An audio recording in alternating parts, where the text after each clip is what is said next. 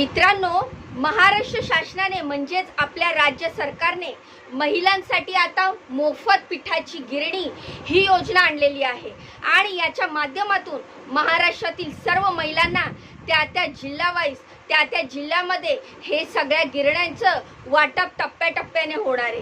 तर टप्प्याटप्प्याने होणारी ही योजना जिल्ह्यातील महिलांना मोफत पिठाची एक गिरणी मिळणार आहे। त्याच्यामध्ये 100% अनुदान सरकारनेच देण्याचं ठरवलेलं आहे। तर आता सुरुवात झालेली आहे बुलढाणा जिल्ह्यातून।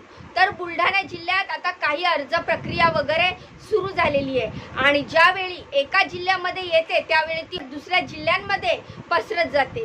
तर ही योजना कोणती आहे?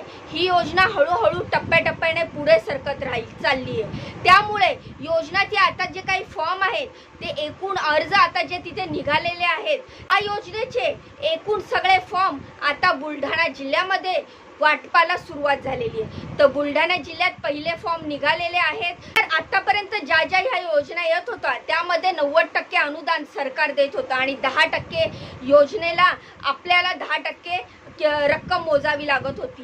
पण यामध्ये 100% अनुदान हे सरकार देणार आहे। पिठाच्या गिरणीची योजना, या योजनेमध्ये तुम्हाला कोणती कागदपत्र लागतील, तुमची पात्रता काय लागेल, याच्यामध्ये कोण बसणार आहे, कुणाला पिठाची गिरणी मिळणार आहे आणि कुणाला मिळणार नाहीये, हे सगळी माहिती जाणून घेऊया या व्हिडिओच्या माध्यमातून। तर त्यामुळे हा व्हिडिओ खूपच महत्त्वाचा आहे। व्हिडिओ पूर्ण बघा, व्हिडिओला लाईक करा, चॅनलला सबस्क्राईब करा।